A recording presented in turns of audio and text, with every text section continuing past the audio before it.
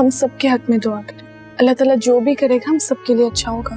मुझे नहीं रोक सकते हैं, कुछ होगा तो नहीं ना? कुछ नहीं होगा उसे, तसल्ली रखो।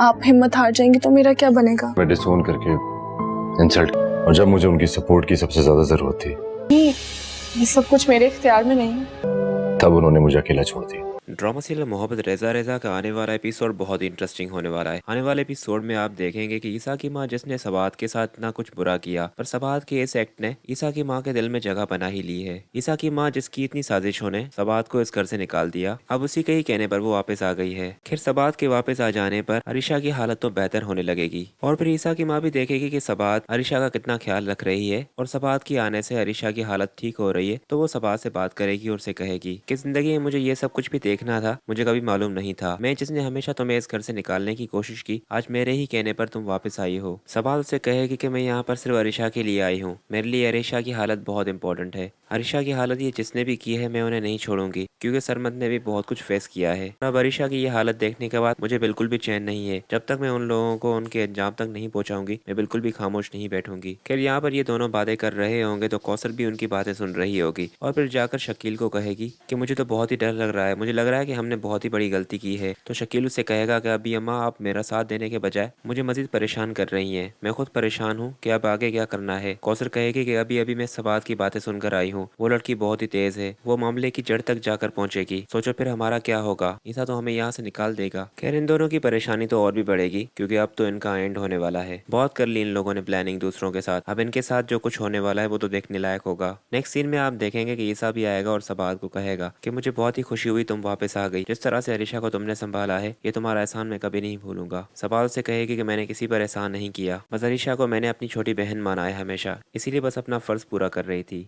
वरना यहाँ पर तो आने का मेरा कोई इरादा नहीं था। ईसा उसे कहेगा कि मैं तुमसे माफी मांगता हूँ, जो कुछ मैंने तुम्हारे साथ और सरमत के साथ किया वो बिल्कुल मुनासिब नहीं था, मुझे सरमत का साथ देना चाहिए था और तुम्हारी बात माननी चाहिए थी, पर अब मुझे एहसास हो गया है कि इस सब के पीछे सरमत का हाथ नहीं है, किसी और का है। खैर यहाँ पर सबात थोड़ी बहुत खफा रहेगी, पर फिर ईसा जब उससे माफी वगैरह मांगेगा तो वो ठीक हो जाएगी। और फिर ईसा जब कहेगा कि ये सब कुछ कौन कर सकता है, आखिर अरिशा का कौन है दुश्मन, जिस पर सबात उसे कहेगी कि मुझे पता नहीं क्यों शक है कि ये सब कुछ शकील ने करवाया है, क्योंकि शकील ने काफी बार अरिशा से जबरदस्ती करने की कोशिश की है। ईसा तो ये बात सुनते ही हैरान हो जाएगा और सबात को कहेगा कि ये बात तुमने मुझे पहले क्यों नहीं बताई, जिस पर सबात कहेगी कि मुझे अरिशा ने ही मना कर दिया था। और फिर ईसा भी यहाँ पर समझ जाएगा और सबात को कहेगा कि तभी अरिशा शकील को देखकर घबरा गई थी।